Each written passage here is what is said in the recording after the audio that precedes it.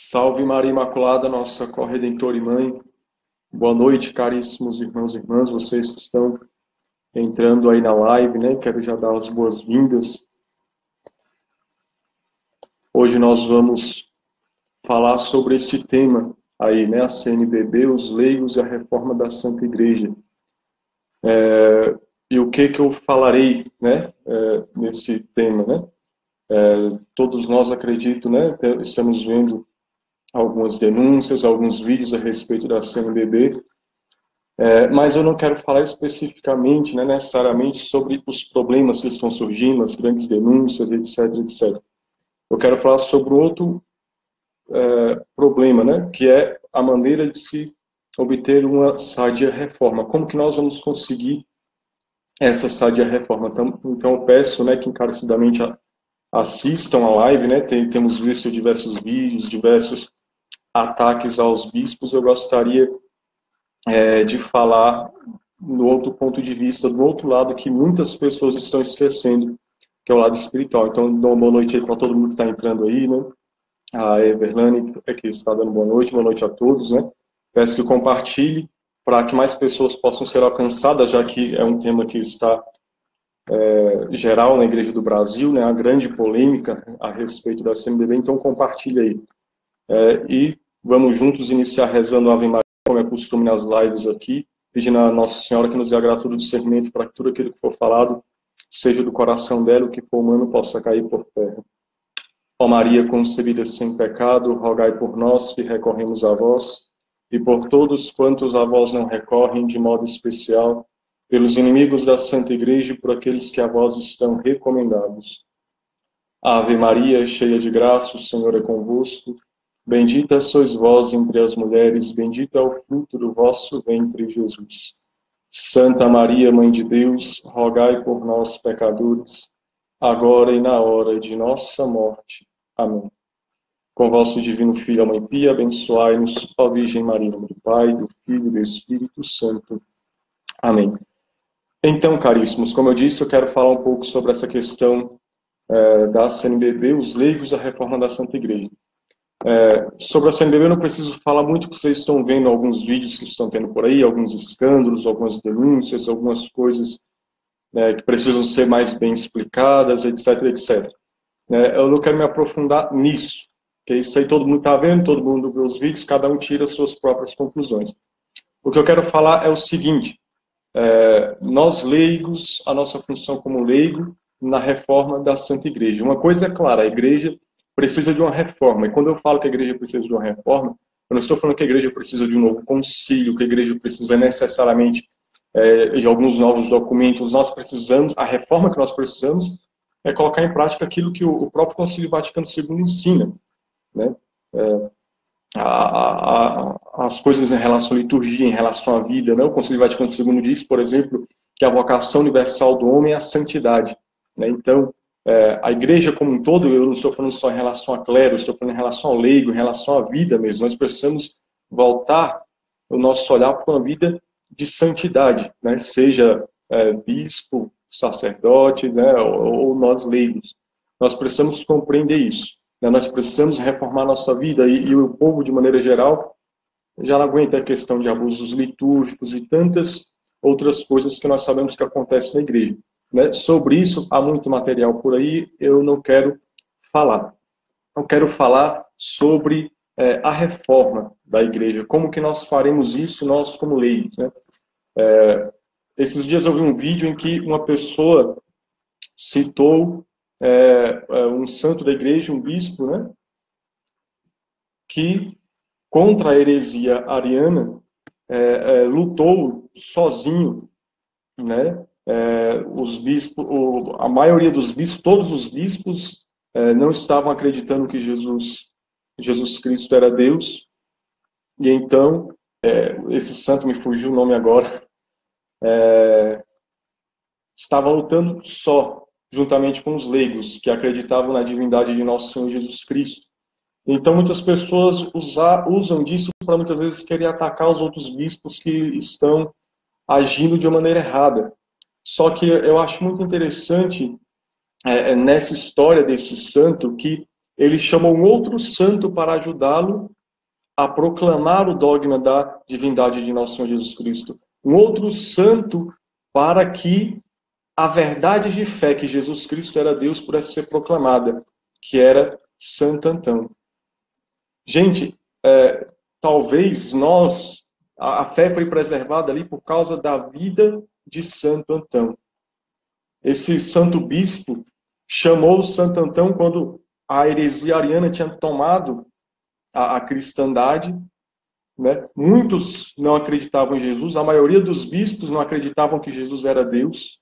Então é mandado buscar Santo Antão, que vivia no deserto, escondido no deserto. Então, quando o São Macário encontrou o Santo Antão, que ele sabia onde Santo Antão estava, levou-o até a cidade para que ele pudesse dar testemunho da divindade de Cristo. E Santo Antão, na sua simplicidade, na biografia sobre ele, vai dizer que quando ele entrava na cidade, a cidade parou, porque todos olhavam Santo Antão, aquele monge que tinha a barba chegando aos pés, né? A cidade parou, as pessoas queriam olhá-lo, as pessoas ricas esqueceram dos dinheiros, as pessoas que tinham problemas esqueceram dos problemas, todos queriam ver o espetáculo, que era Santo Antão entrando naquela cidade. Então, teve a grande reunião, a assembleia, e o arcebispo, então, rezou o credo da igreja, proclamando que Jesus é Deus, e então um herege se levantou dizendo que Jesus não era da mesma substância que o Pai, mas era um homem criado e que era passível do pecado, poderia ter pecado. Quando Santo Antão ouve isso, ele levanta e fala: eu o vi. Bastou um eu ou o vi. Bastou Santo Antão dar o testemunho que ele viu Jesus. Aquele povo, os bispos, os hereges todos ficaram comovidos, dizendo: ele viu o próprio Senhor. E pela vida de Santo Antão, aqueles hereges passaram a crer em Jesus Cristo, na divindade de Jesus Cristo. E por que eu estou falando de Santo Antão, deste fato, em relação à reforma da igreja hoje? Nós estamos esquecendo que nós não estamos numa luta carnal, estamos lutando contra principados e potestades infernais. É uma guerra do mal. E como é que nós vamos restaurar a igreja pela vida de santidade? Não é soltando xingamentos baratos aos bispos, xingando o clero, com uma revolta estranha, não, é com a vida santa. Bastou apenas o único testemunho de Santo Antão: eu vi Jesus, ele é Deus. As pessoas creram por causa da vida de Santo Antão, por causa da vida santa de Santo Antão, porque ele era cheio do Espírito, uma expressão que algumas pessoas não gostam que se use na Igreja Católica, mas Santo Antão era cheio da unção de Deus. Ele viveu a vida toda no deserto em oração, contemplativo. Bastou o testemunho daquele homem de oração dizendo: eu vi Jesus, que aquela verdade foi proclamada, e os hereges arianos passaram a crer na divindade de Jesus por causa da vida santa de Santo Antão. Eu não sei se você está compreendendo, mas não adianta nós denunciarmos os erros, não adianta nós apontarmos os erros se nós não tivermos uma vida santa, porque os erros que tem, seja ele no clero ou em qualquer lugar da sociedade, é uma consequência dos nossos pecados. É uma consequência dos nossos pecados, caríssimos. E como eu disse, nós estamos numa luta espiritual, lutando contra principados e potestades. E o que o diabo veio fazer? Jesus disse que o diabo veio para matar, roubar e destruir. Então nós devemos compreender que nós devemos, em primeiro lugar, viver uma vida santa. Reformar a nossa vida em primeiro lugar. Porque não adianta, como eu disse, sair apontando, julgando, né, esbravejando. E a nossa vida como é que está? Você, por exemplo, você vê... Existem, claro, infelizmente, existem bispos que não vivem a verdade do Evangelho, bispos contrários à doutrina da igreja. Claro que existem, né? Mas nós vemos hoje um desrespeito, às vezes as pessoas nem conhecem o bispo e saem xingando. né? Eu não estou falando aqui nem do Bernardo, não, né? Eu estou falando de pessoas que pegam o vídeo, compartilham, né? E xingando bispos, usando todos os pretextos. Aí eu pergunto, para mim e para você, como está a nossa fidelidade ao nosso estado de vida? Você compreende isso? Se alguns bispos estão sendo infiéis, eu pergunto, você está sendo fiel ao teu estado de vida? Eu estou sendo fiel ao meu estado de vida? Você compreende qual que é o problema que nós estamos hoje aqui? Não é porque os bispos da igreja são infiéis. O problema é porque os bispos da igreja e os leigos são infiéis ao evangelho. Está compreendendo? Quantos que estão xingando os bispos estão usando pílula anticoncepcional, por exemplo, para não ter filho? Leigos que estão xingando, é uma vergonha esses bispos, mas muitas vezes usam os próprios métodos naturais para não terem filhos. Você compreende? Eu não estou querendo aqui aliviar os bispos que são declaradamente comunistas, e eu estou dizendo dos que são declaradamente comunistas, não do que os outros apontam, né? Dizendo que muitas vezes o bispo não é, né? Ele pode ter outros defeitos, né? Mas às vezes só porque a gente não gosta do jeito que o bispo fala, né? Às vezes porque fala de caridade, etc., a gente já julga achando que é comunista, mas nós temos a própria doutrina social da igreja, né? Muitas vezes o bispo, o padre está falando da doutrina social da igreja e a gente está tão politizado que a gente já liga logo o comunismo. Não sei se você está compreendendo isso, mas às vezes o problema não é só os padres e bispos comunistas, nós leigos também estamos nessa mesma maracutaia, nessa mesma merda, fazendo tudo aquilo que é contrário à doutrina da Santa Igreja. É a famosa farinha do mesmo saco. Aí eu pergunto, como é que está você na sua vida espiritual, na sua vida de oração, na sua fidelidade ao estado de vida, daquilo que Deus te chamou? Está compreendendo isso? Porque não adianta nada, caríssimos, não adianta nada a gente esbravejar. Palavra cai por terra e não dá fruto, mas a vida santa é que vai regar e dar fruto às nossas palavras. Nós precisamos sim exercer o nosso apostolado, precisamos sim usar o nosso profetismo que é nos dado no batismo. Pelo batismo nós somos sacerdotes, profeta e rei, mas nós precisamos viver uma vida santa, viver como sacerdotes, viver como profetas, viver como reis. Não adianta só palavras. Está compreendendo? Tanto é que uma das minhas preocupações, antes desse surgimento dessas grandes denúncias, eu já tinha percebido algumas coisas, e é por isso que eu estou fazendo essa live aqui. Existe um grande problema na igreja em se denunciar a teologia da libertação. Por quê? Porque muitos dos leigos que estão denunciando a teologia da libertação no dia de hoje, eles fazem não para condenar o comunismo, mas para promover o liberalismo, que também é condenado pela igreja. Você compreende isso?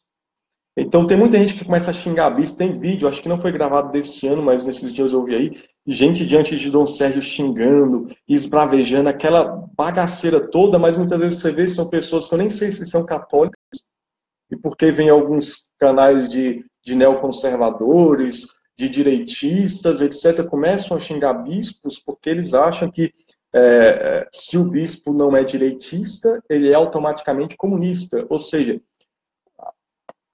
o problema é que nós temos que ter muita prudência, né, nisso, e algumas críticas se fazem, por causa exatamente disso. É tudo muito politizado.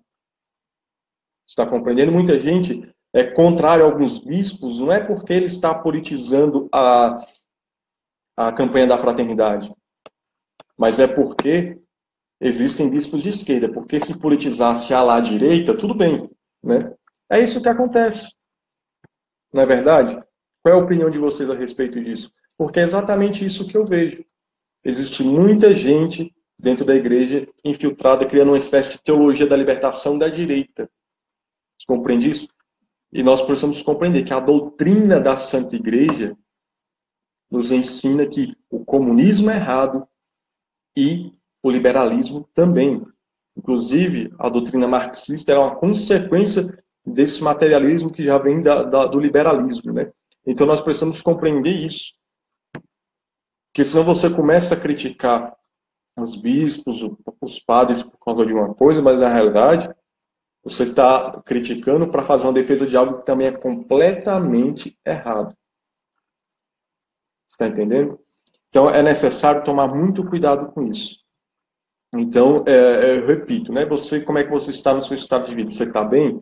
Né? E você está criticando por quê? Em defesa da verdade da igreja, em defesa da verdade politizada que você faz. Por exemplo, o pessoal falando que a campanha da fraternidade foi feita para combater a campanha do Bolsonaro, ou seja, tudo é politizado. Então, do ano passado foi para promover a Marina Silva, né, que já que era dos biomas. Ou seja, eu falo isso, gente, porque já tem anos que eu acompanho isso, e sempre na época da campanha da fraternidade, o pessoal aumenta as coisas. Eu lembro que em 2014, 2013, não sei, que foi aquela lá, foi para a liberdade que Cristo nos libertou, os consagrados da Nossa Senhora, os escravos de Nossa Senhora. Eu sou escravo de Nossa Senhora, estou aqui com o meu sinal. O pessoal começou a dizer que a campanha foi para combater a consagração da Nossa Senhora, que os bispos estavam incomodados. Ou seja, às vezes a gente sempre inventa as coisas. Por isso que eu falo o cuidado daquilo que você está criticando, do porquê que você está falando. Então, recapitulando aqui, né, acabei dando algumas voltas. Para a gente reformar a igreja, nós precisamos viver a santidade na nossa vida, independentemente do estado de vida que você está. São João Paulo II, quando veio ao Brasil, ele falava exatamente isso, que o Brasil precisa de santos. O Brasil precisa de santos. É claro que muitos santos são aqueles que falam, que denunciam, e bendito seja Deus pelo profetismo, mas santidade não é só falar. Muitos falam, mas não são santos. Quantos falam a verdade sobre política, mas não vivem uma vida santa? Não é assim? Por que adianta a gente falar, mas não querer viver a verdade? É esse o problema que nós estamos hoje. Tiago 1:22 vai dizer: sede cumpridores da palavra e não meros ouvintes, do contrário, estaríamos enganando a vocês mesmos. E aí eu repito, será que nós não estamos nos enganando, querendo proclamar uma pseudo-verdade, denunciar a torta direito, mas a nossa vida, como é que está, talvez seja pior do que a dos bispos. Eu repito, eu não estou isentando o erro de alguns bispos, não, de alguns padres, não. Só estou dizendo que é necessário que nós vivamos a nossa fé de maneira coerente. Eu gostaria de ler para vocês um texto. Ele é atribuído a um bispo anglicano, né? Tá na internet, né? É um texto que dizem que está na lápide de um bispo anglicano. É um texto muito divulgado aí para as pessoas e eu acho muito interessante isso, né? E mesmo Santo Tomás de Aquino diz que a verdade seja dita por quem for, vem de Deus, né? Então, esse texto aqui que está supostamente escrito na lápide de um bispo anglicano é algo assim magnífico que serve assim para dar um resumo de tudo aquilo que eu estou querendo falar em relação a esse tema. Vai dizer o seguinte: quando eu era jovem e livre e minha imaginação não tinha limites, sonhei que mudaria o mundo. Conforme fiquei mais velho e sábio, descobri que o mundo não podia ser mudado e assim encurtei um pouco mais meus horizontes e decidi mudar somente meu país. Mas isso também não parecia possível. Conforme fui chegando ao crepúsculo da minha vida, em uma última tentativa desesperada, me conformei de somente mudar minha família e aqueles mais chegados a mim. Mas, infelizmente, eles não estavam interessados. Agora que me encontro perto da morte, entendo que se tivesse mudado a mim mesmo primeiro, então, através do exemplo, poderia ter mudado minha família. Com sua inspiração e encorajamento, poderia ter melhorado meu país. E quem sabe, talvez pudesse ter mudado o mundo. Então veja, que profunda essas palavras. Não sei se você consegue compreender o sentido dessas palavras. Esse bispo viu, ele na juventude dele queria mudar o mundo todo, e ele viu que ele não podia mudar o mundo. Quis mudar a família, e viu que o país também não conseguia mudar o país. Ele tentou, então, mudar a família dele, converter a família dele, e ele não conseguiu. E ele viu que, na realidade, ele falhou. No fim da vida, ele viu que ele precisava mudar a si mesmo primeiro, para depois, influenciar a sua família o seu país influenciar o mundo. Santa Catarina de Sena dizia: jovens, se forem aquilo que deveis ser, incendiareis o mundo. Não é se falais aquilo que deveis falar, é se fores aquilo que deveis ser. O que você tem que ser? É muito fácil dizer, o bispo tem que ser isso e ser aquilo, o padre tem que ser isso e ser aquilo, mas nós leigos, o que nós devemos ser? Qual a nossa vocação? Se nós formos aquilo que nós devemos ser, incendiaremos o mundo com a força da verdade e do amor. Está compreendendo isso? Como é que está a nossa sociedade? Como é que está a nossa paróquia? A gente está querendo mudar a CNBB, mas como é que está a realidade da nossa paróquia? Do nosso grupo jovem, do nosso grupo de oração, da nossa pastoral, da nossa família. Ah, o bispo tem que pastorear dessa maneira e você tem conseguido educar os teus filhos?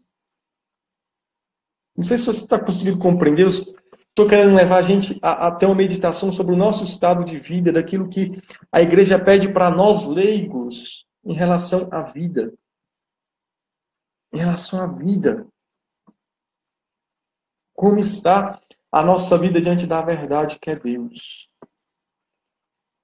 Então, se nós mudarmos a nós mesmos, nós influenciaremos as pessoas mais próximas a nós e poderemos converter o mundo. Não é verdade? Então, na realidade, muitas vezes a gente observa que as pessoas só querem criticar. Algum tempo, por exemplo, eu tenho visto, por exemplo, existe uma situação. Se eu chegar e falar assim, o PT é do demônio, esse Partido Comunista não presta, o que o pessoal fala? Ah, é o profeta, fala mesmo, Anderson, espraveja, profetiza. Só que ao mesmo tempo eu chegar e falar, pessoal, diante de tanta sujeiragem na política, eu quero fazer algo diferente, eu vou me candidatar. O que o pessoal vai falar? Os mesmos que me aplaudiam vão falar, tá vendo? Só falava para querer se dar bem, vai querer se candidatar. Ou seja, você só é profeta não quando você quer fazer alguma coisa boa. Você é profeta quando você está reclamando, falando. E é isso que nós vemos muitas vezes. A gente só fala, reclama e xinga. Mas o que a gente faz? Para dar mais um exemplo, para vocês terem uma ideia, para quem não sabe, eu sou estudante de pedagogia, né? Inclusive, rezem por mim, por essa missão, né? Que é algo muito difícil, realmente, lidar com a educação no Brasil nos dias de hoje. Né? Ser professor no Brasil, né? No século XXI. E quando no meu canal no YouTube, né? Quem tiver acessado aí pelos compartilhamentos, não me conhece, procura lá no YouTube, se inscreva no meu canal, né? Anderson Carlos Bezerra, procura lá, se inscreva.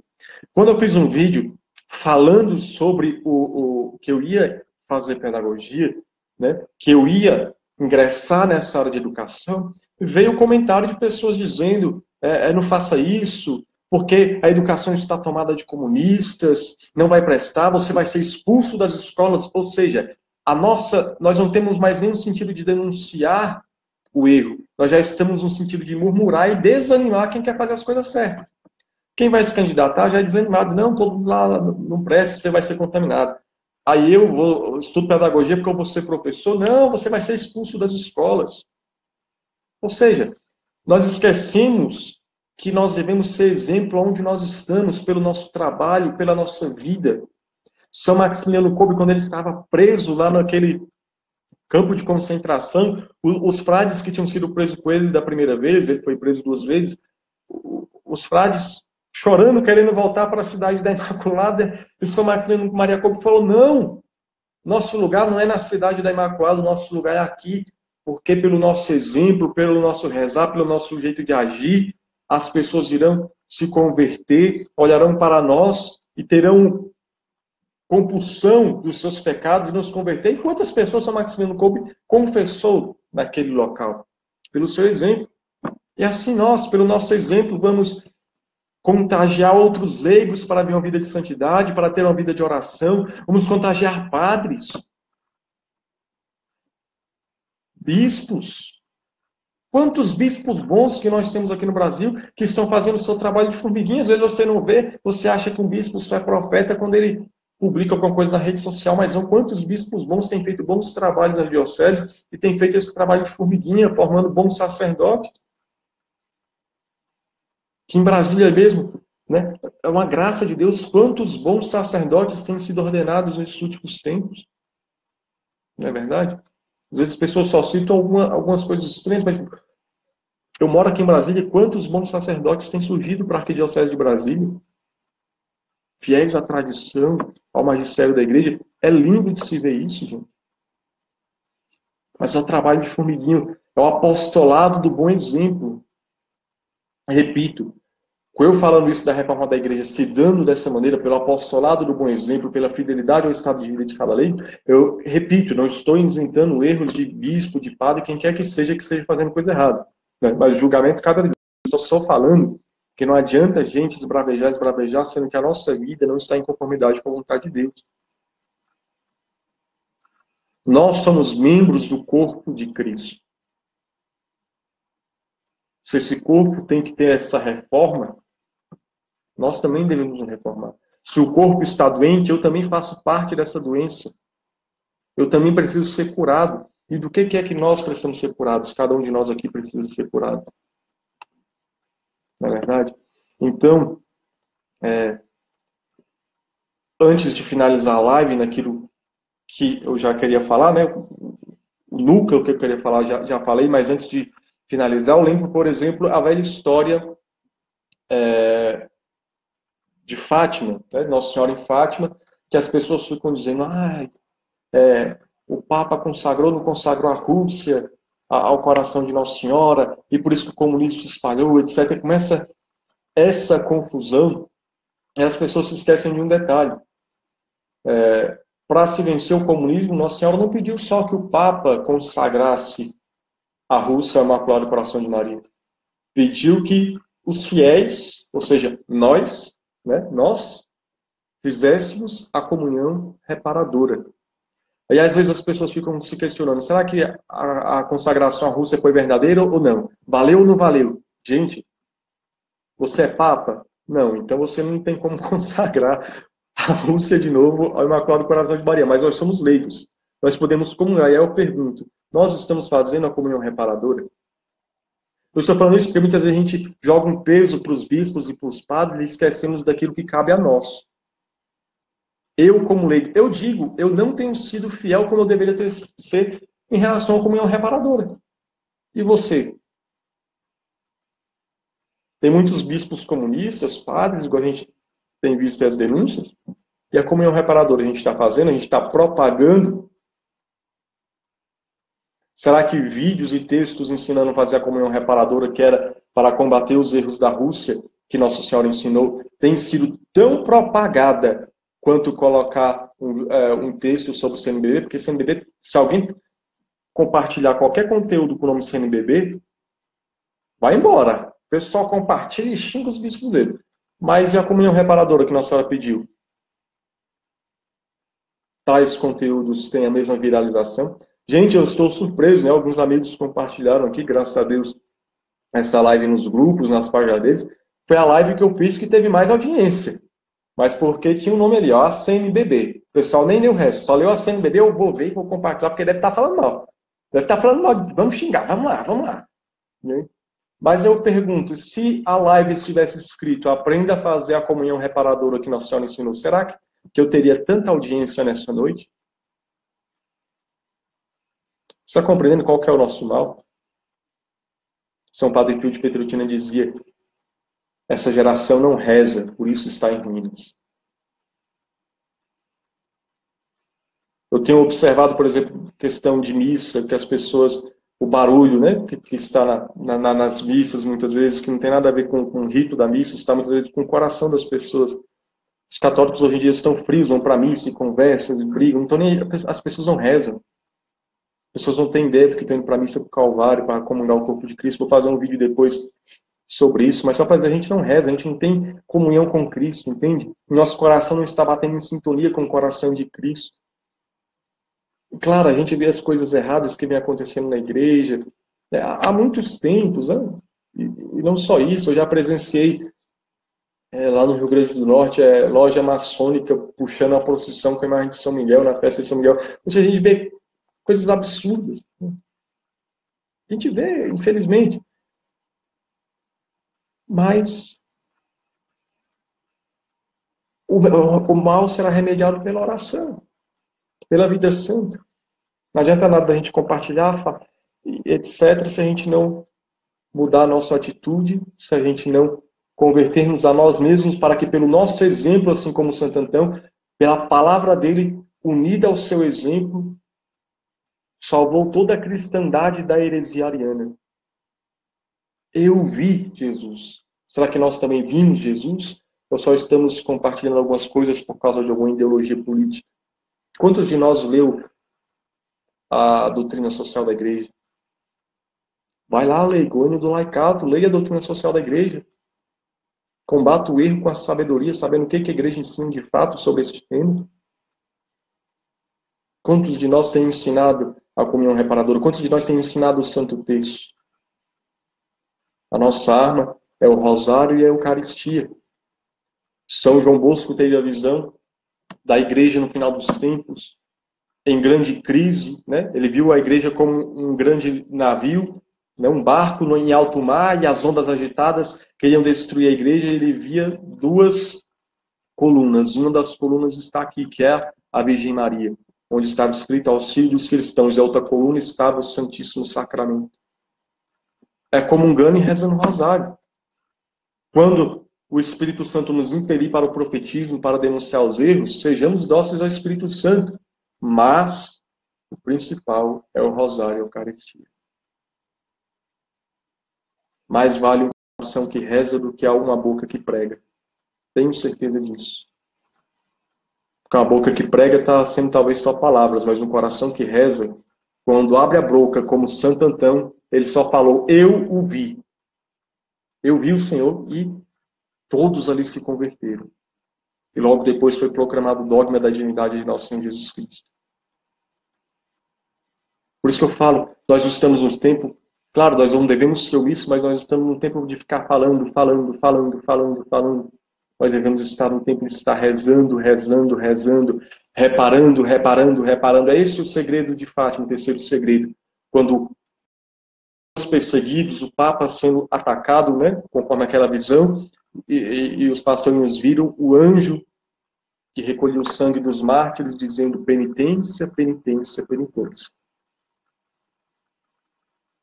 Eu sei que é importante denunciar erros que acontecem, mas mais do que denunciar para o anúncio apostólico, o anjo vem nos anunciar. Penitência, penitência, penitência, penitência. Não sei se você está conseguindo compreender a dinâmica geral, mas é isso. Oração e penitência, né? Oração, jejum e oração. Nosso Senhor mesmo falou, né? Há espécies de demônios que só são vencidos com muita oração e jejum. Né? Então, não adianta muito compartilhamento, se junto com esse compartilhamento não tiver muito jejum e muita oração. Compreendem isso? Então é necessário, recapitulando aqui, resumindo tudo aquilo que foi falado, né? A igreja necessita de uma reforma na sua vida, mas ela precisa começar de nós. Pela nossa vida, reformando a nossa vida. E a partir de nós iremos influenciar a nossa família, a nossa paróquia, o nosso pároco, os bispos, pela nossa vida. Pela nossa vida. Né? Assim como Jesus, quando viu Natanael, falou, eis um verdadeiro israelita. Né? Se Natanael vivesse uma vida dupla, Jesus não falaria isso. Nós precisamos viver a nossa vida de maneira coerente para que bispos, sacerdotes olhem para os leigos e falem, eis verdadeiros cristãos. Amém? Então, só dá uma olhada aqui nos comentários de vocês, se alguém tem compartilhado alguma coisa, ou alguma dúvida, falado alguma coisa.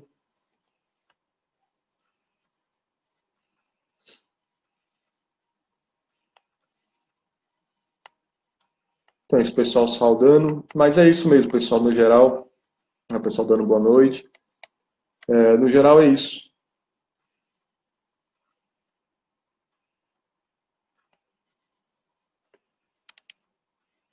Né? Nós precisamos viver uma vida santa, uma vida coerente, né, com o Evangelho de nosso Senhor Jesus Cristo. Então não adianta nada nós falarmos, nós não agirmos. Então só finalizo, né? Agradecer muita gente aqui, a maioria dando boa noite, né? Salve Maria, né? Uma boa noite a todos aqueles que comentaram, falaram, né? Agradeço a participação de todos. Mas eu finalizo apenas lembrando algo importante para a história da igreja nesses tempos. Né? O Papa Francisco, né, no último dia 3, proclamou, né, aprovou o documento em que se instaura na Santa Missa, na liturgia, né, a memória de Maria, Mãe da Igreja. Então nós aproveitemos este sinal de Deus, né, da aprovação que o Papa fez, né, com esta memória que será celebrada toda segunda-feira depois de Pentecostes, Maria como Mãe da Igreja. E confiemos a Igreja, confiemos a CNBB, né, todos os bispos do Brasil, todos os sacerdotes, todo o clero, né, e nós leigos que fazemos parte do corpo místico da Igreja, confiemos toda a Igreja do Brasil e do mundo ao Imaculado Coração de Maria, pois ela é a mãe da Igreja e não vai desamparar nunca os seus filhos. Em Fátima, ela anunciou que viriam erros, mas ela nos deu as armas de salvação, o Santo Terço, a comunhão reparadora, né, dizendo, não ofenda mais a Deus, que já está bastante ofendido. Ela nos ensinou a oração, ela nos ensinou o caminho certo, e mesmo que ela tenha dito males e castigos que viriam, ela disse, por fim, o meu Imaculado Coração triunfará. Então, se você crê nesse triunfo do Imaculado Coração de Maria, possamos buscar fazer a comunhão reparadora, rezar e propagar o Santo Terço. Acreditem, muita gente não sabe como rezar o terço, muitos católicos não sabem rezar o terço. Então, busquemos fazer esse apostolado do bom exemplo, um apostolado verdadeiramente da oração. Então, confiemos na CNBB e toda a Igreja, o Imaculado Coração de Maria. E se você crê no triunfo do Imaculado Coração de Maria na Igreja do Brasil e do mundo, reze comigo essa Ave Maria, pelo Papa Francisco, por Dom Sérgio e por todos os sacerdotes e bispos do Brasil. Ave Maria, cheia de graça, o Senhor é convosco. Bendita sois vós entre as mulheres. Bendito é o fruto do vosso ventre, Jesus. Santa Maria, Mãe de Deus, rogai por nós, pecadores, agora e na hora de nossa morte. Amém. Salve Maria Imaculada, nossa corredentora e mãe, a mãe da Igreja. Uma boa noite, até a próxima, pessoal. Deus abençoe todo mundo.